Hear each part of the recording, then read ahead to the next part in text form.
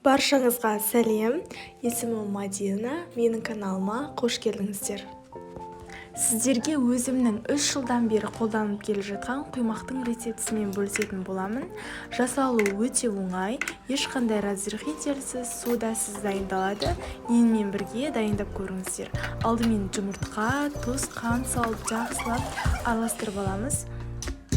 Үстінен жылы сүт құйып араластырамыз.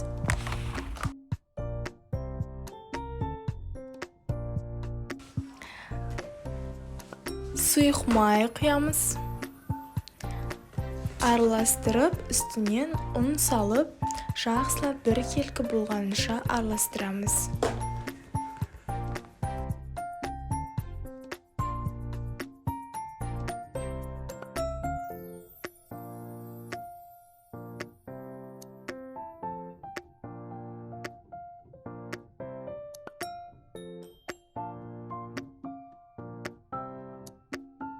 Міне біркелкі болып араласты.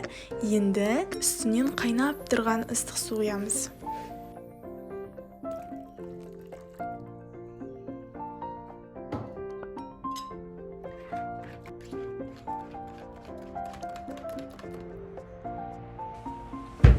Массамыз дайын болды. Енді қызып тұрған табаға май жағып, бір ожаудан құйып пісіреміз.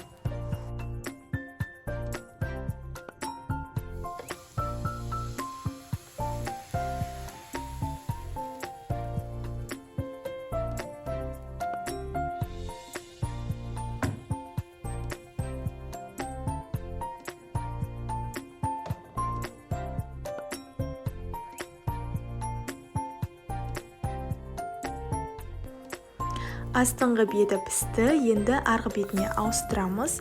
Алғашқы 1-2 блинчиктеріңіз жабысып қалуы мүмкін, я болмаса осындай ала болып қалуы мүмкін. Ол үшін уайымдаудың қажеті жоқ, ол қалыпты жағдай. Әр блинчик пісірер алдын мен табаны майлап аламын. Содан кейін барып құйып пісіре беремін. Сонда жабыспай әдемі болып шығады. Осындай әдемі, кестелі болып шығады.